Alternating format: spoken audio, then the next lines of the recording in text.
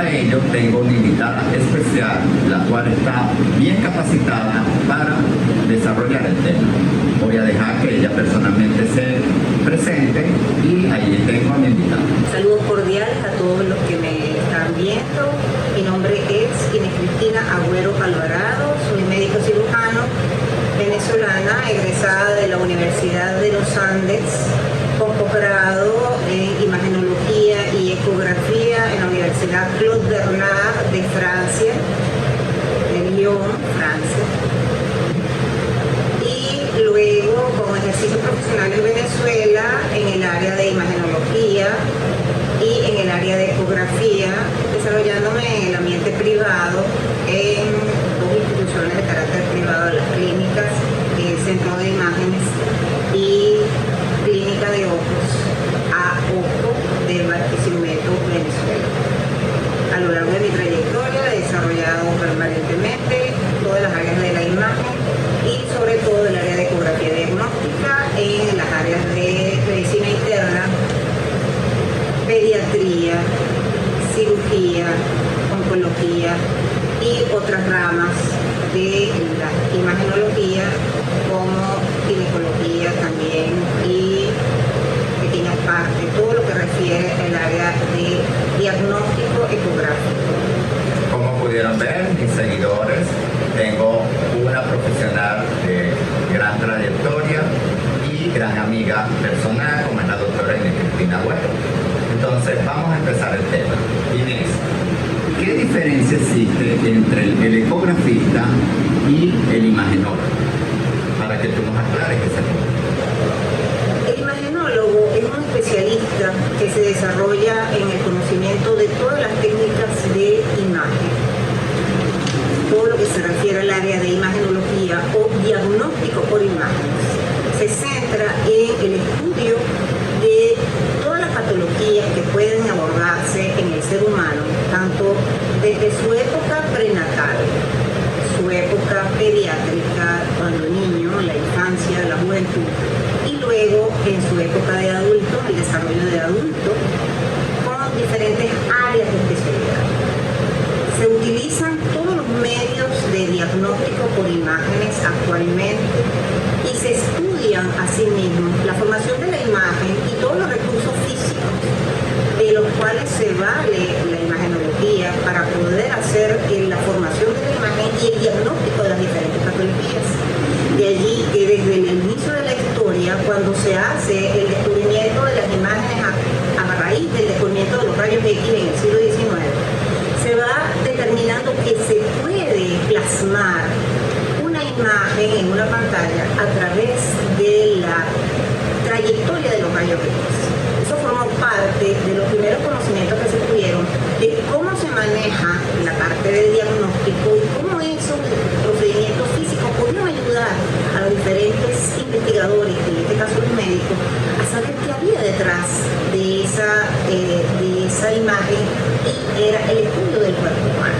A medida que se fue desarrollando la historia, se fueron manejando otros métodos de diagnóstico, se fue perfeccionando lo que era los rayos X y durante mucho tiempo los rayos X fueron los reyes. Pero a partir de los años 50, más o menos a partir de los años 50, 60, comenzaron otras metodologías de la imagen y comenzaron los estudios de imagenología con tomografía, que fue el estudio avanzado de los rayos X, y con el ultrasonido. El ultrasonido diagnóstico comenzó a ser estudiado en principio dentro de la patología ginecológica y obstétrica, con un primer desarrollo muy amplio en la ginecobstetricia, y por ello los ginecólogos y obstetras fueron los primeros que lo utilizaron. A medida que se fue desarrollando el ultrasonido, fueron dándose cuenta de que servía para todas las patologías y el estudio de todos los órganos, no solamente el feto. Y se comenzaron a hacer diagnósticos y estudios de los diferentes sistemas, y eso obviamente amplió el margen de estudio y el margen de abordaje.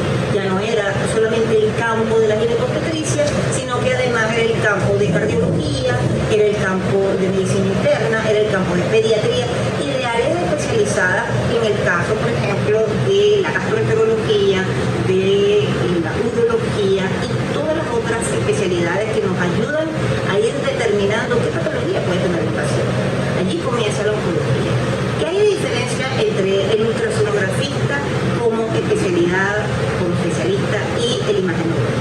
Evidentemente el imagenólogo abarca todas las metodologías de la imagen y en eso vamos a resaltar también la resonancia magnética, que fue de descubrimiento y desarrollo posterior a nivel de los años 70-80. Y por supuesto que forman el conglomerado de metodologías de la imagen que se utilizan actualmente para llegar a un diagnóstico en diferentes áreas del cuerpo humano. Ninguna ha perdido vigencia, todas son igualmente importantes. Cuando el ecografista desarrolla su especialidad, la puede desarrollar tanto como médico general como especialista en las diferentes áreas: ginecología, obstetricia, cardiología, gastroenterología y mucho de medicina interna y otras especialidades también se han volcado al estudio de la patología del organismo a través del ultrasonido. ¿Qué es lo que se persigue? Un abordaje más general. El imagenólogo, afortunadamente, por haber estudiado todas las metodologías de la imagen, puede, si las utiliza en forma concatenada, en forma armónica y en forma integral, hacer un diagnóstico mucho más global, utilizando tanto la imagenología desde el punto de vista general y todos los métodos de la imagen y todo lo que es el estudio del paciente, y además la aplicación del ultrasonido. Y el ultrasonografista, cuando es un médico general o cuando es un imagenólogo, obviamente la limitación es un poquito mayor porque le falta ese basamento de carácter formativo que es el análisis de la otra metodología de la imagen. Sin embargo, hay médicos que no son imagenólogos y que son muy buenos ecografistas, no le vamos a quitar ningún mérito porque son personas que se han abocado al estudio de la imagenología a través de su especialidad y desarrollando esa área específica del diagnóstico que es la ecografía. ¿Qué condiciones, Inés, debe reunir un paciente a la hora de que el médico prescriba un estudio ecográfico? Grabando. Los protocolos de manejo de todos estos estudios de imágenes van a estar en relación directa a la imagen en sí, al medio físico que la imagen va a necesitar para poder ser plasmada. El estudio radiológico requiere una preparación específica para radiología, el estudio tomográfico igual, el estudio de resonancia igual. El estudio ecográfico requiere una preparación un poquito diferente. ¿Basado en qué? En su característica física, en la física de ultrasonido, lo que es la definición de las barreras acústicas, lo que es la definición del órgano o segmento del cuerpo estudiado. Si nosotros nos basamos en la física de ultrasonido, sabemos que cada vez que hay una interfaz, solamente del cuerpo, de un tejido, sino a nivel de cualquier estructura que se analice por ultrasonido, puede ser una estructura física cualquiera inanimada, cada vez que hay una barrera acústica es porque hay una interfaz de separación entre un medio y el otro. Y el ultrasonido se basa en su diseminación a través de los diferentes medios, en su transmisión por lo que se llama la ley de la física de ultrasonido, en donde la onda va a través de un medio y cada vez que encuentra una interfaz se choca y rebota y se devuelve. A través de ese fenómeno ella va formando imágenes y va plasmando interfaces y estructuras. Si la persona, ¿verdad?, es examinada, ella también va a tener interfaces porque cada órgano tiene límites, tiene membranas, tiene medio acuoso, tiene medio gaseoso. Existen lo que se llaman barreras acústicas. La barrera acústica es todo aquello que va a limitar la transmisión del ultrasonido. Si nosotros manejamos esta premisa a nivel físico y entendemos cómo se forma la imagen en ultrasonido, nosotros vamos a saber que mientras menos barreras acústicas haya, mejor transmisibilidad va a tener a nivel del tejido. Las barreras acústicas van a ser mínimas y la onda de ultrasonido va a viajar en forma mucho más fluida y los rebotes van a ser causados por reales interfaces orgánicas y no por artefactos. ¿Cuáles son los artefactos? Los gases en el caso de las exploraciones abdominales o el exceso de líquido en caso de otras exploraciones. Entonces, ¿qué es lo que se busca con una preparación previa en muchos exámenes ecográficos? No en todos, porque en un examen de mama, por ejemplo, necesitamos solamente que la persona venga en condiciones adecuadas de aseo, pero en un examen de vía digestiva necesitamos que la persona tenga ayuna, que la persona haga una dieta previa, eliminando la mayor cantidad de gases y ese, ¿por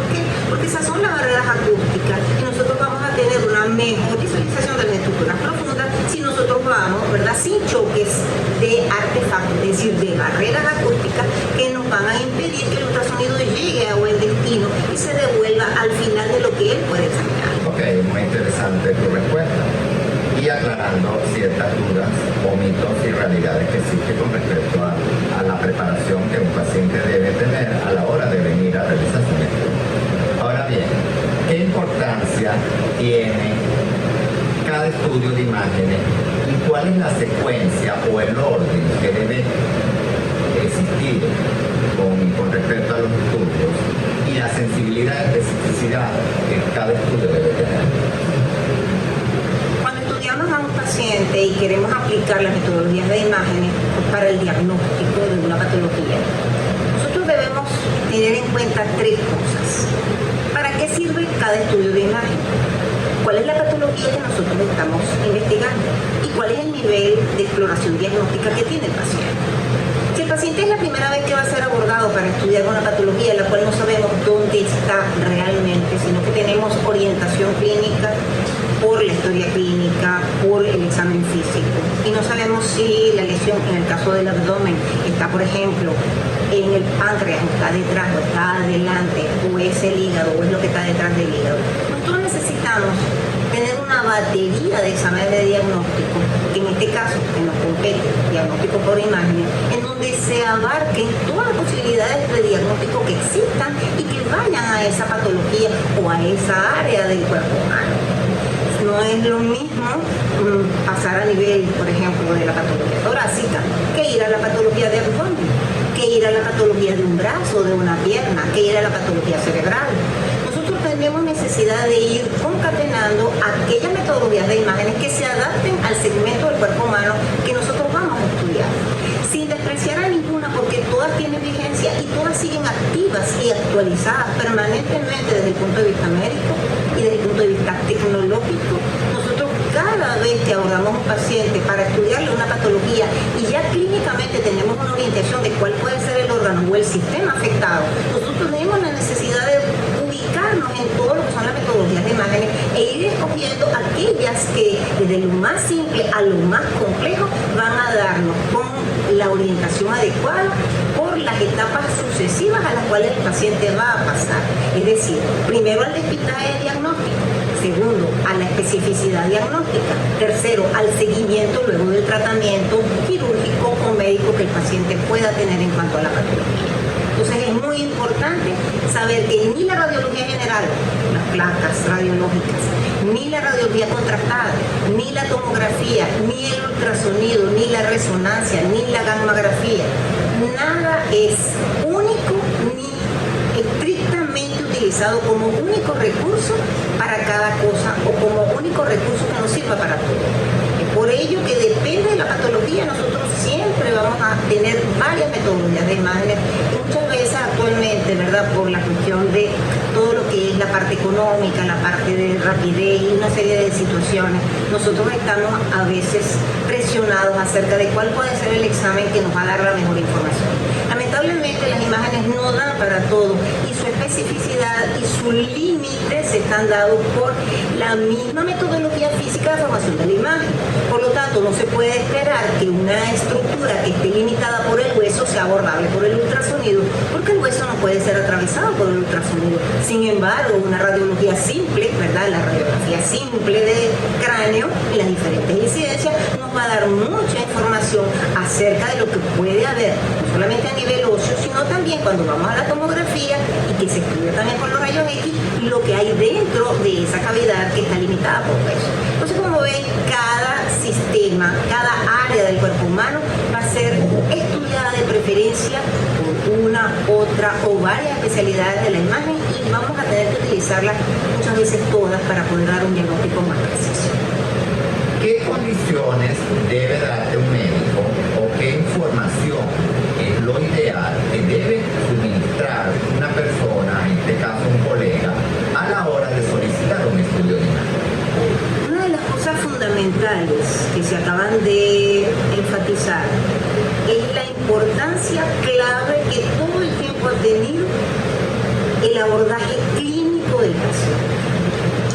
Muchas veces por la premura, por ese mal entendimiento de cómo es que funciona el acto médico, nos vemos dentro de la iniciativa de decir, me voy a ir con los exámenes ya hechos para que el médico me vea. Y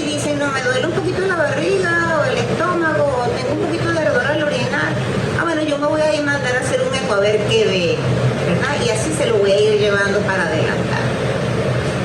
Nosotros tenemos que enfatizar, si queremos hacer un trabajo adecuado como médicos, es que el protocolo de diagnóstico continúa siendo el mismo desde que se inventó la medicina. La semiología no ha perdido nunca la vigencia y cada vez es más actualizada y más útil en poder discriminar qué es lo que hay que hacer con el paciente. El 80-90% del trabajo de diagnóstico lo hace el médico clínico y nunca lo hace el imagenólogo. El imagenólogo solamente puede ser útil cuando ya el médico clínico ha examinado al paciente, lo ha oído, ha revisado su historial, ha revisado lo que él trae, le ha hecho un buen examen físico y tiene una impresión diagnóstica. Por lo tanto, la orientación fundamental la da el médico clínico. Una orden médica que no nos dé información clínica es precisamente un tiro de escopeta, como se llamaba antes en semiología, ¿verdad? Y como se llama en la práctica médica. Vamos a ver qué es lo que me va a decir el examen, ya sea de radiología o de ecografía o de resonancia, y vamos a ver qué es lo que encontramos. No, eso no se debe hacer así, y eso lo sabemos todos los médicos. Este mensaje va específicamente para los pacientes, que muchos lo saben, pero si el paciente tiene la creencia de que el examen de imágenes les va a resolver un problema clínico, no está en lo cierto. Nosotros debemos enfatizar como imagenólogos que estamos siempre en la retaguardia, que somos exámenes paraclínicos, y por eso la definición del término paraclínico es que están alrededor del clínico, están fuera de lo que es el centro, que es el estudio clínico del paciente. En mi trayectoria como especialista en imágenes, las mejores ecografías, los mejores estudios integrados desde el punto de vista diagnóstico siempre han sido dirigidos por excelentes internistas, por excelentes cirujanos, por excelentes médicos que saben de clínica, que saben aplicar la clínica y que la saben aplicar en forma muy profunda para que solamente me digan, tengo la impresión, por eso se llama siempre en la carrera impresión diagnóstica. Entonces, se le quita mucho valor al estudio clínico y se trata de disminuir el papel del médico clínico, pensando que el estudio de imagen o cualquier otro estudio, ¿verdad? Ya sea de sangre, ya sea marcadores, nos van a dar el secreto del diagnóstico, y no es así. El secreto del diagnóstico siempre lo va a orientar el médico clínico. Tenemos que tenerle muchísimo respeto a esa área de lo que es el abordaje del paciente. Para resolver un problema necesitamos tener el abordaje clínico. El abordaje clínico es capital. Nosotros tenemos que tenerle eso bien presente cuando enfatizamos con un paciente de que nosotros no resolvemos el problema con imagenólogo.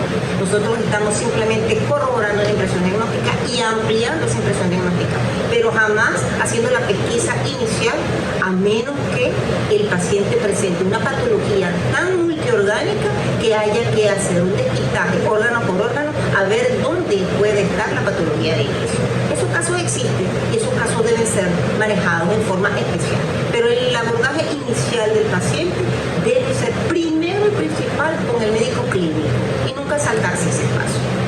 Según la patología que presenta el paciente o la localización que tiene en ese momento el paciente con su enfermedad, ¿qué estudio se debe solicitar y por qué se debe solicitar? ¿Y cuál es la importancia de ese estudio en ese momento? Una vez enfatizada la importancia de la historia clínica y que ya el médico clínico en sus diferentes especialidades tenga una impresión diagnóstica, él va a nombrar una serie de exámenes y lo va a ordenar de acuerdo a su nivel de importancia desde el punto de vista clínico. Todo ello va a depender de qué, de cuál sea el órgano, cuál sea el sistema o el segmento del cuerpo humano que él quiere realizar, que él quiere explorar. Si la patología es musculoesquelética, es evidente que nosotros vamos a comenzar primero por una radiografía simple del órgano afectado, que en este caso sería el hueso. Si la patología se dirige a hueso solamente, podemos complementarla con una tomografía y ventana ósea. Si una vez que se determina que la lesión es ósea, otros métodos diagnósticos en algunas ocasiones, como la resonancia, podrían dar información adicional sobre invasión a parte blanda, toda una serie de serie de cosas que ya comienzan a ser secundarias en el abordaje inicial una vez que se localiza una lesión. Igualmente, si la patología es musculoesquelética y el abordaje comienza por el músculo, porque es allí donde se centra clínicamente la patología, muchas veces el ultrasonido puede ser de gran utilidad haciendo un abordaje muy rápido, ¿verdad?, muy conciso del área de partes blandas que nosotros estamos manejando como impresión clínica de que ahí está localizada la patología. Si la patología es de segmentos del cuerpo humano en donde no existe el abordaje por ultrasonido, en este caso especial, nosotros vamos a comenzar, por ejemplo, en la patología de cabeza y cuello, por radiológico simple, por tomografía de cabeza y cuello, y luego, una vez que se determina dónde puede estar la patología, si intracraneal o intrarraquídea, o si es de partes blandas adyacentes, de ahí derivamos los diferentes estudios que nos van a dar mayor especificidad y mayor sensibilidad diagnóstica dependiendo del tipo de técnica. Es allí donde el ultrasonido, en el caso muy especial que nos está tocando a nosotros como imagenólogos, tiene un papel fundamental en el estudio de partes blandas de cabeza y cuello, ¿verdad? Como es el estudio de las pequeñas partes, glándula tiroides, glándula parótida, estudio de tegumentos, de ganglios, vasos sanguíneos, inclusive desde el punto de vista vascular. Tenemos áreas de la especialidad muy desarrolladas, como son el área de cardiología, en donde va a haber estudios y manejos de lo que es el flujo arterial y venoso en todo lo que son los vasos de cabeza y cuello. Allí vemos cómo a medida que va ampliándose el espectro de diagnóstico y que vamos haciendo más específicos en dónde buscar la patología, vamos a ir necesitando otros y otros exámenes, porque ya las cosas a nivel de lo que es la tecnología actual nos está dando esa facilidad de ser más específicos y de ir buscando por segmentos hasta ir al borde del problema, es decir, dónde está de repente en una pequeña placa de ateroma el proceso en el que la persona se siente mal o tiene un mareo. Bueno, hay una diferencias de flujo a nivel de arterial que nos impide que la sangre llegue bien al cerebro. Eso cuando se habla de la patología vascular. Pero si es una patología, por ejemplo, de cuello, en donde hay una masa de partes blandas, nosotros evidentemente tenemos primero que determinar que eso realmente es de partes blandas y luego comenzar con los estudios más especializados. En este caso el ultrasonido siempre es tomado como batería inicial porque es muy fácil su abordaje, porque brinda muchísima información en todo lo que es parte blanda del cuello. Y así sucesivamente vamos a tener muchísimas otras áreas en las cuales vamos a ir jugando con los diferentes métodos de imagen. Pasamos a tórax, en donde indudablemente la radiología general va a ser clave en el establecimiento de si lo que estamos estudiando es óseo o es de contenido torácico, es decir, cardiovascular y pulmonar, y todo lo que es adyacente, es decir, bronquio, tráquea y los pulmones, el mediastino, todo ello está dentro de la caja torácica. Nosotros primero tenemos que tener un abordaje radiológico para asegurarnos de que el esqueleto está bien, y luego de que determinamos por clínica que esto es intratorácico, entonces bueno, vamos entonces a la tomografía, vamos a las ventanas de carácter pulmonar, vamos a los estudios de carácter radiológico. Todo eso va a ir concatenado con el estudio cardiológico entre el ultrasonido desde el punto de vista cardiológico para estudiar todo lo que es la patología cardiovascular, y allí va aumentando el grado de especialización, pero nosotros tenemos que tener una orientación clínica para poder dirigir la batería de exámenes y poder manejarlo mejor en cada área del cuerpo que está afectada. Pasamos al abdomen, en donde tenemos toda una serie de órganos y sistemas, pasando obviamente por lo que es la columna lumbosacra, la excavación pélvica que forma parte, ¿verdad?, de ese gran conglomerado que es el abdomen dividido en dos, abdomen superior y pelvis. Y todo lo que está dentro, y para cada órgano y sistema hay estudios más óptimos, otros menos óptimos, dependiendo precisamente de las características físicas de esos órganos y de cómo es el abordaje de cada imagen en esos órganos. Allí tenemos que saber, y eso lo sabe el clínico, cuál es el examen más, digamos, eficaz desde el punto de vista de su pesquisa. Si se trata de una patología de tubo digestivo, muchísimas veces el estudio va a comenzar primero por una endoscopia. ¿Por qué? Porque si la persona está teniendo una diarrea o tiene expulsión de sangre, tiene vómitos de sangre o está expulsando sangre por las heces, obviamente tenemos que irnos de inmediato a un estudio endoscópico, ya sea gastroscopia o colonoscopia. y ello forma parte de las exploraciones en las cuales se utiliza una imagen y además se hace, por supuesto, un procedimiento intervencionista que lo hacen los gastroenterólogos. Pero entonces el imagenólogo también interviene allí porque existen estudios endocavitarios como ultrasonido y existen además las otras metodologías de la imagen para estudiar el órgano y el sistema como un todo, sus anexos. El estudio de hígado, de vías biliares, de páncreas, ya no se pueden estudiar con endoscopia y necesitan otros exámenes en los cuales entra solamente la radiografía simple de abdomen de pie para ver los niveles hidroaéreos, para ver si en una patología que ya está orientada clínicamente hacia un proceso de tubo digestivo nosotros podemos tener una impresión diagnóstica de abordaje de un proceso pseudoclusivo, como después entonces vamos a las patologías más específicas que pueden ser funcionales, orgánicos, es inflamatorio. Bueno, ya entonces cada batería de exámenes va dirigida a hacer un diagnóstico preciso. Y obviamente, cada vez que vamos a abordar ese diagnóstico, lo vamos a abordar ya orientado por la clínica y manejado por lo que cada método nos va a dar de especificidad. Si el órgano es sólido, por ejemplo, el estudio de hígado, o si tiene interfaces líquidas, como el estudio de la vesícula, que son órganos relacionados con el tubo digestivo, nosotros vamos a tener precisamente el ultrasonido como una metodología de imagen de abordaje rápido, de abordaje relativamente muy sencillo y de mucha información que nos va a dar acerca de las características de ese tejido, si hay o no hay dilatación, si hay o no hay obstrucción, si hay lesiones focales o no, si hay procesos inflamatorios o no, cómo está el proceso vascular, si está más o menos vascularizado, si hay procesos inflamatorios, patologías asociadas como ganglios, etcétera, cómo están las vías biliares obstruidas, no obstruidas, si hay cálculos, si no hay cálculos, todo ello lo puede aportar el ultrasonido. Allí es muy útil el ultrasonido y debe ser la metodología de inicio en el estudio de partes blandas en ese aspecto. Pero cuando se va a estudiar el ultrasonido, y ahí vamos a los diferentes sistemas, tenemos la importante forma de abordaje de lo que es ahí que tenemos que contar esa parte. Cuando se va a abordar el estudio del ultrasonido en el aparato digestivo y en todo lo que es patología de abdomen superior, tenemos que tomar en cuenta de lo que es el ultrasonido como método de formación de la imagen y que allí cobra mucho más importancia lo que es la definición de las barreras acústicas. ¿Cuáles son esas barreras acústicas? Los mismos gases del tubo digestivo, los mismos procesos del peristaltismo y la misma funcionalidad del tubo digestivo. Por eso se indica en todos los estudios que se hacen de abdomen, en donde se van a estudiar todos los sistemas, que el paciente esté en ayunas. ¿Por qué? Porque es la forma en la cual los órganos de la digestión están en reposo y no han entrado en funcionamiento. En ese sentido, nosotros vamos a tener siempre la necesidad de buscar que el paciente esté en ayunas y cada vez que el paciente no viene con la preparación adecuada, nosotros podemos tener falsos positivos o falsos negativos.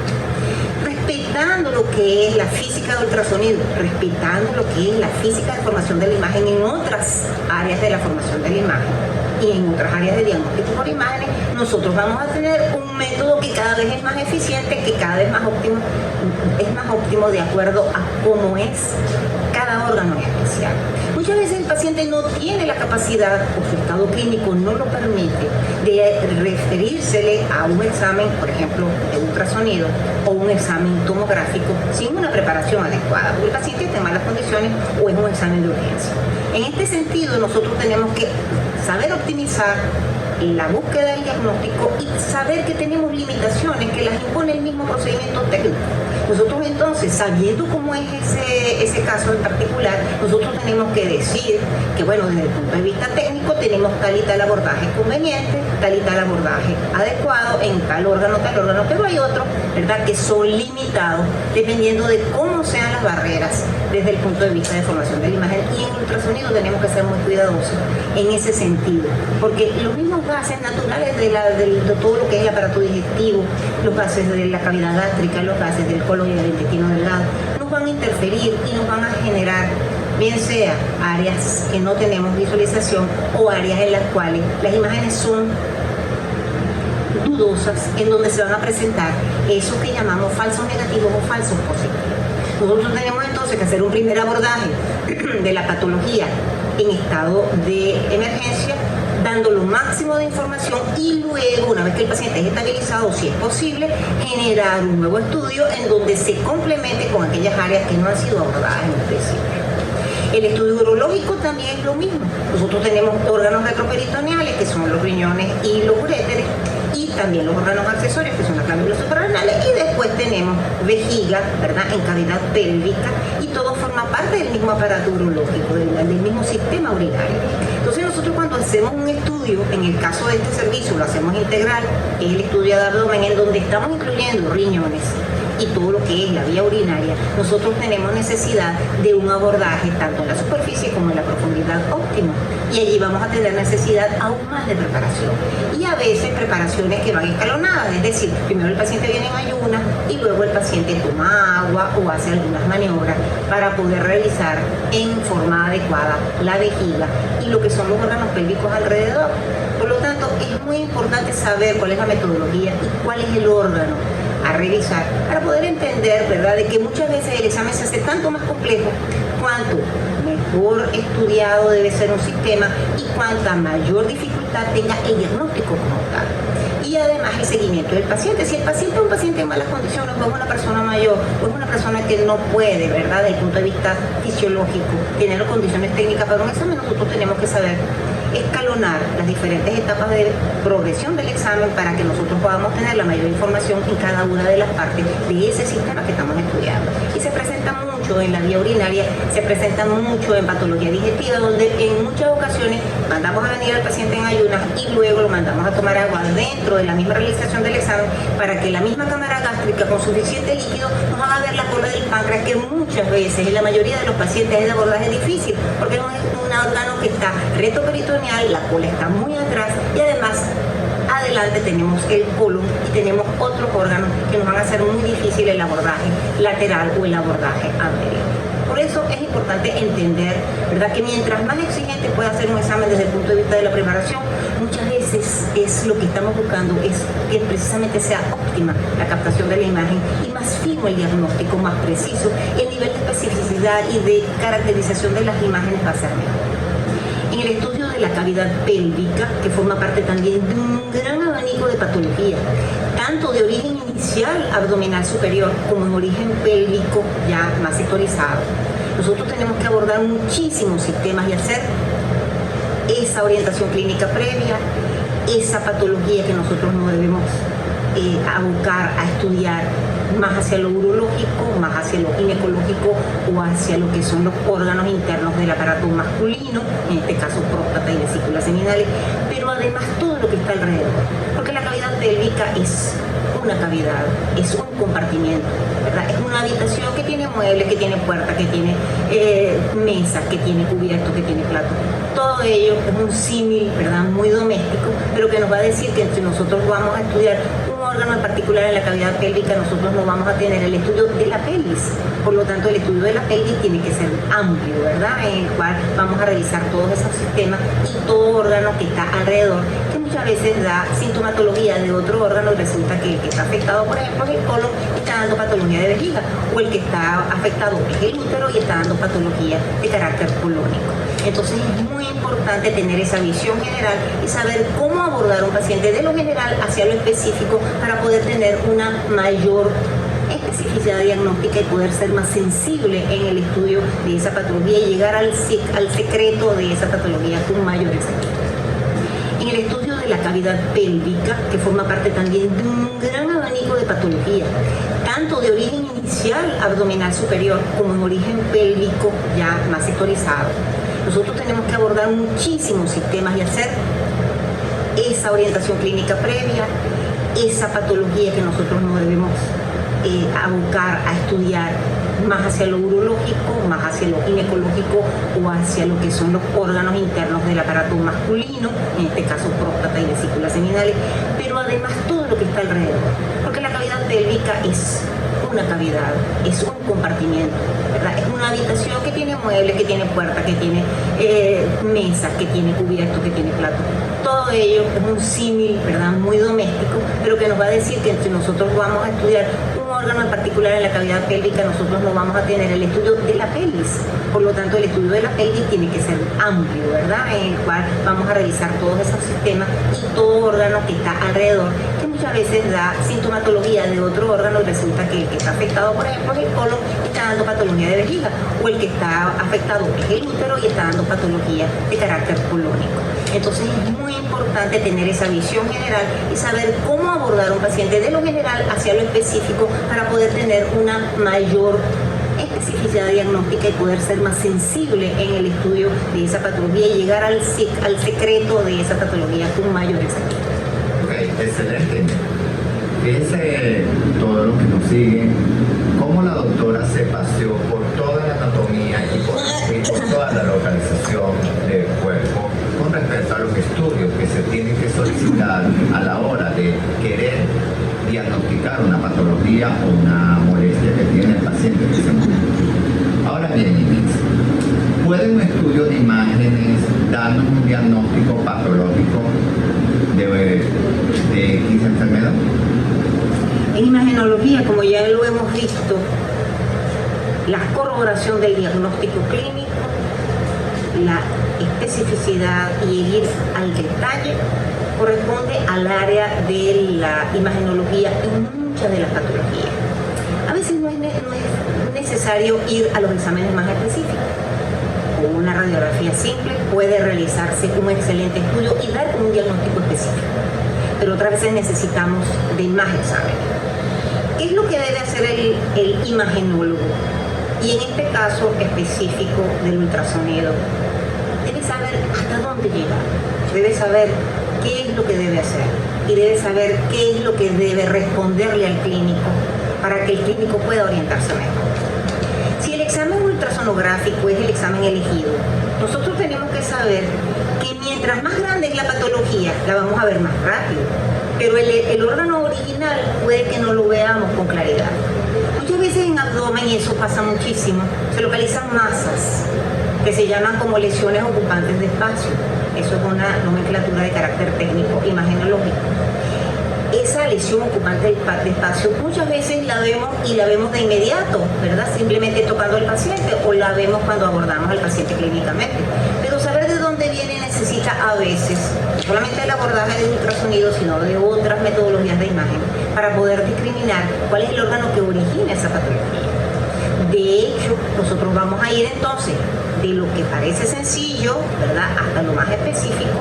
Y si la patología no se encuentra porque no se toca masa, porque no se aborda nada desde el punto de vista clínico, en la palpación, a la ocultación, pero el paciente se siente mal y está dirigiéndose su patología clínicamente hacia el aparato digestivo, obviamente nosotros tenemos que empezar por una serie de pasos en los cuales va a ir la endoscopia y todo lo que ya hablamos para tener una idea hasta dónde llegar.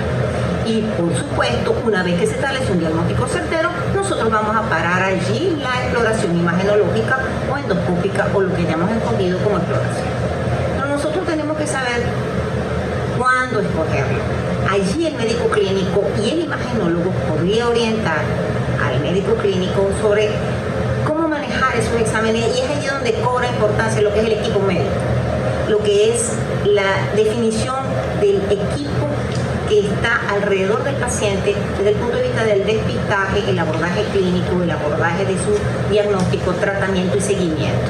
La patología oncológica, esto es importantísimo, porque nosotros podemos tener un paciente que se siente mal, que pierde peso, que le duele difusamente el abdomen, pero que también le duele la espalda, que le duele arriba, que le duele abajo. ¿Cómo vamos a saber cómo comenzar? Nosotros tenemos que tener primero un abordaje clínico, estudiar muy bien el paciente y que el paciente vaya siendo desarrollado en él una serie de protocolos de diagnóstico. Nosotros tenemos que saber hasta dónde llegar, y cada área de examen va a ser más específica, como ya lo hemos dicho, y más limitada también, como ya lo hemos dicho, en algunas patologías. Entonces, saber qué es lo máximo que puede dar una imagen, qué es lo que no puede dar. Eso le corresponde obviamente al médico clínico que sabe qué mandar, y a veces el imagenólogo le puede decir, sugerimos exploraciones complementarias en donde está la tomografía, la resonancia o estudio radiológico específico de tal zona, puesto que hemos visto acá o allá tal patología o signo indirecto a nivel de las imágenes que estemos manejando. Nosotros tenemos que tener en eso una mente amplia y además manejar el concepto del trabajo en equipo, de que haya una buena relación de comunicación entre el médico imagenólogo, los médicos que hacen los estudios paraclínicos y el personal paraclínico, y aquel médico que dirige todo lo que es el abordaje clínico y el tratamiento del paciente, el seguimiento del paciente, que en este caso es el clínico. Enfatizando desde el punto de vista de imágenes o de estudios ecográficos, ¿cuál es el límite o cuál es el diagnóstico que se debe llegar a través de este estudio? 3, 2, grabando. Es muy importante saber que cuando se estudian imágenes, y eso lo sabemos todos los que manejamos la imagen, nosotros tenemos que tener muy en cuenta esta premisa. El estudio de imágenes reporta imágenes. La formación de la imagen es un estudio de carácter físico, no es un estudio de patología celular. Nosotros, desde el punto de vista de las imágenes, orientamos diagnósticos, mas no hacemos análisis ni diagnósticos histopatológicos. Eso le compete al anatomopatólogo. Nosotros tenemos que tener un límite y siempre tenemos que tenerlo en cuenta a la hora de hacer un abordaje diagnóstico. La orientación diagnóstica depende del tipo de examen y del abordaje de imagen que se haga y del tipo de sistema en mayor o menor especificidad. En imágenes se mantiene la premisa de que hay imágenes específicas para una patología e imágenes sugestivas e imágenes inespecíficas. ¿Moviste para allá? Mientras más específica es una imagen, puede ser más específico su diagnóstico. En el caso del ultrasonido, y eso lo vemos como los protocolos básicos cuando estudiamos la patología hepática, y es un ejemplo muy socorrido, ¿verdad?, de todos los que hacen libros de diagnóstico por ultrasonido, se enfatiza muy bien todo lo que es la patología quística. La patología quística es más o menos específica en el hígado. Y hay algunos quistes, como por ejemplo el quiste hidatídico, que es una patología que no se ve mucho en estas localidades, pero sí es muy frecuente en otras localidades del mundo. Tiene algunas imágenes que son específicas del quiste hidatídico y que no pueden ser achacadas a otras patologías. Es allí como empieza a ser entonces la imagen específica e imagen patognomónica. La imagen patognomónica porque solamente está referida a un solo tipo de patología. Mientras estamos viendo imágenes menos específicas, obviamente el estudio de los abordajes de diagnóstico y de las etiologías va a ser más inespecífico. Entonces nosotros, ante una imagen quística que no tiene una característica especial, nosotros tenemos que abordarla desde todas las posibilidades de diagnóstico que existen en las imágenes quísticas de ese tipo en ese órgano. Y en el caso del hígado, pues tenemos varias patologías que pueden dar quiste. Nosotros tenemos que tener eso muy en cuenta cuando hacemos un abordaje de imágenes. Por lo tanto, se utilizan mucho dentro de los protocolos de imagenología, imagen sugestiva de la orientación diagnóstica es de tal cosa. Pero no podemos poner, por las limitaciones que ya yo he esbozado anteriormente, el tipo de lesión, no, es un carcinoma de tal cosa, o es un tumor de células claras, por ejemplo, en el hígado, un tumor de células claras en riñón. Nosotros tenemos patologías que son bastante características de dar imágenes en este sentido y nosotros podemos inferir ese diagnóstico diciendo, en muchos casos los carcinomas de células claras se comportan así y dan este tipo de imágenes. Pero no podemos obviar las otras patologías porque estamos precisamente manejando imágenes y no diagnósticos histológicos. Nosotros tenemos que ser muy cuidadosos y eso es lo que nos enseñan siempre en imagenología. Nosotros estamos haciendo diagnósticos de imágenes, no diagnósticos de patología histológica. Para ello existen en el equipo clínico alguien que es determinante y el que va a tener casi siempre la última palabra, sobre todo en el diagnóstico de patología de tejido, y en este caso de oncología, el anatomopatólogo. Por lo tanto, no le vamos a quitar importancia porque es el que la tiene en el último paso del escalón diagnóstico. Quiero que tú como imagenólogo le aclares a las personas y sobre todo a la población masculina, porque cuando se le dice pelvis a un hombre, lo relacionan automáticamente con mujer y lo relacionan con útero, ovarios y trompa. No, creo que es errado. Entonces, para que tú seas la persona más indicada que aclarar esa terminología. El estudio de la pelvis siempre se había referido históricamente por aquella forma de especialidad que comenzó en la imagenología con el estudio del ultrasonido, que fue en el estudio del área ginecológica y obstétrica. Nosotros estudiábamos al principio de la imagenología en ultrasonido siempre el área de ginecobstetricia y ahí obtuvo un gran desarrollo. Por eso queda dentro de lo que es esa terminología la idea, por tradición, por lo que es la antigüedad en cuanto a la terminología, de que cavidad pélvica o ecopélvico o estudio pelviano, todo se refiere al área femenina y dejamos de lado el área masculina. El hombre también tiene anatómicamente una pelvis y eso tiene órganos y sistemas, tanto los órganos pélvicos que derivan de órganos superiores, ya sabemos la vejiga del aparato urinario, ya sabemos colon recto del aparato digestivo, vasos, nervios y adenopatías, es decir, ganglios asociados, y los órganos sexuales internos, útero, trompas y ovarios en el área femenina, y próstata, vesículas seminales y el inicio de la uretra en el área masculina. Nosotros tenemos que tener muy en cuenta de que cuando estamos realizando un estudio pélvico, es una denominación correcta, cuando nos lo están manejando desde ese punto de vista, en esa terminología, eso es correcto, anatómicamente correcto.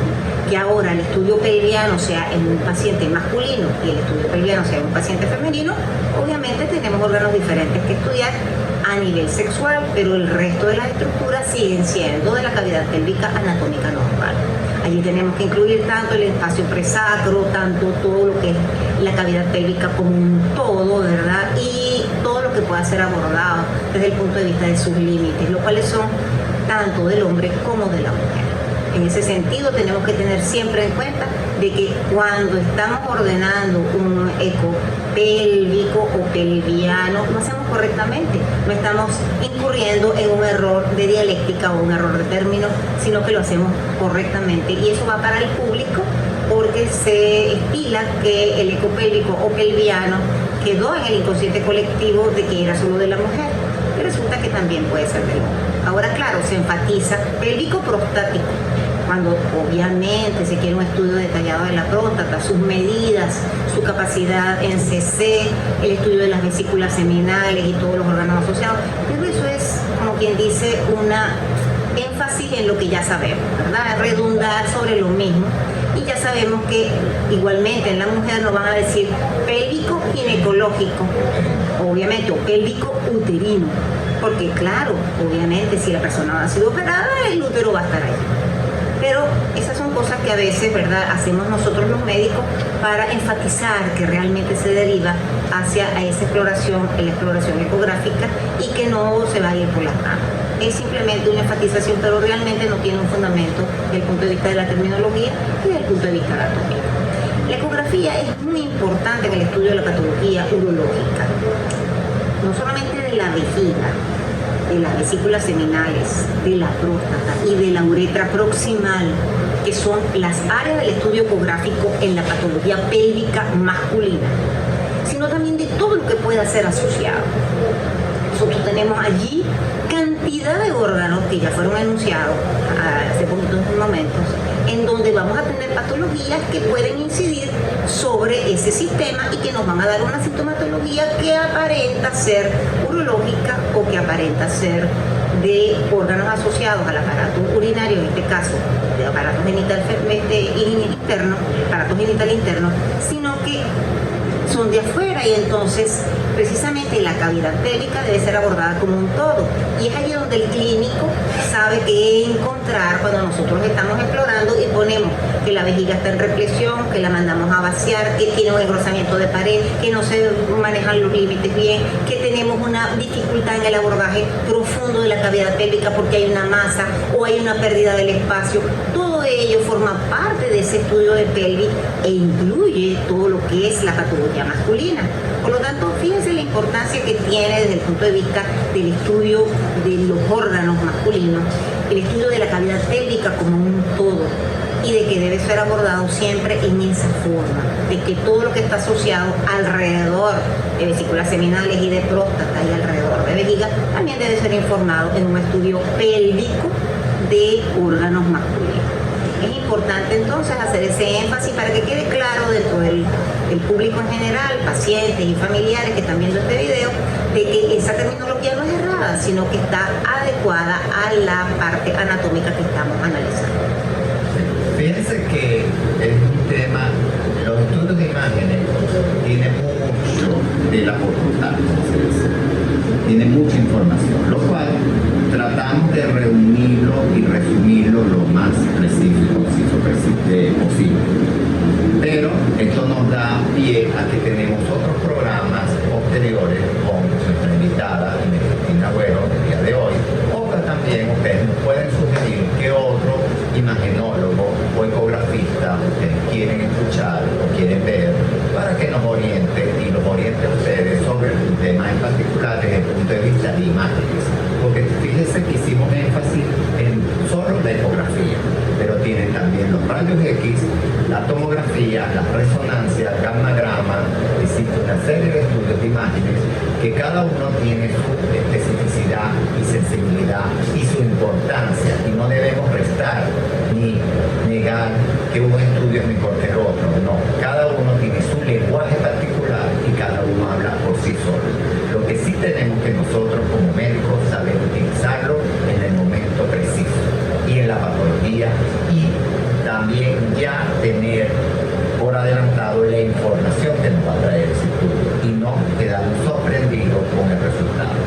Nosotros tenemos que sorprender al resultado, y eso lo hacemos a través de una buena historia clínica, un buen interrogatorio, un examen físico y unos estudios de imágenes y de laboratorio complementarios para que todo ese rompecabezas encaje las piezas y nos dé el diagnóstico definitivo. Para concluir, voy a dejar que la doctora Cristina Agüero se despida del conversatorio, y por supuesto estamos a la disposición de seguir educando e informando, y ustedes son los que nos van a decir qué otro tema podemos atacar o conversar. Entonces, con ustedes dejo para que la doctora, nuestra invitada especial del día de hoy, se despida. 3, 2, grabando.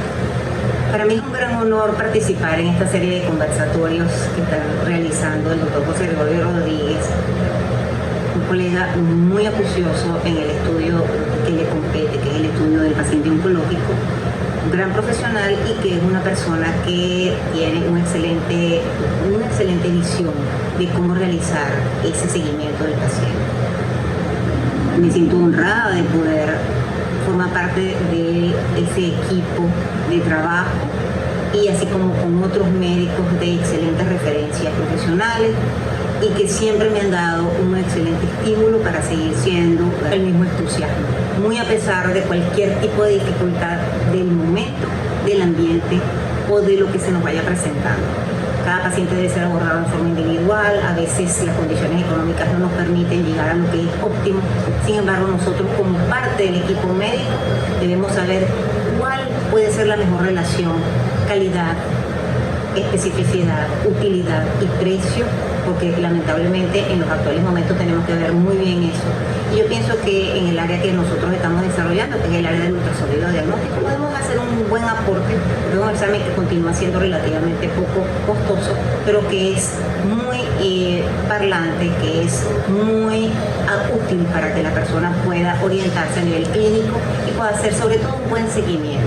Muchas de las patologías que son abordables por ultrasonido luego pueden ser continuadas en su evaluación con ese método diagnóstico, porque tiene ese ultrasonido una especificidad y una sensibilidad en ese órgano que le permite hacer ese seguimiento.